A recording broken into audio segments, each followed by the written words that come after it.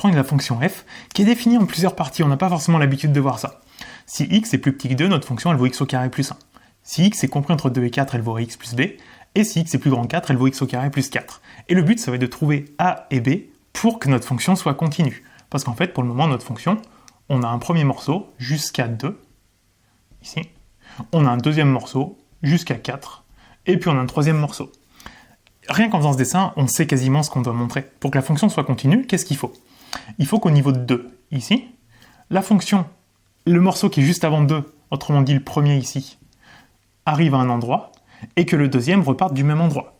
Et il faut qu'en plus vérifier une chose, c'est que la fonction elle existe bien en 2. Par exemple, il ne faudrait pas se retrouver avec un f de x qui est égal à une quantité divisée par x moins 2. Parce que si on fait ça, si x vaut 2, 2 moins 2 ça fait 0, donc notre fonction n'existe plus en 2, donc elle ne risquerait pas d'être continue. Ici il n'y a pas de division, donc il n'y aura pas de problème, mais il faut faire attention, si jamais on avait eu une division, notre fonction, même si elle arrive à un endroit, qu'elle repart du même endroit, on ne pourrait pas dire qu'elle est continue en 2 parce qu'elle n'existe pas. On aurait pu dire qu'elle était prolongeable par continuité.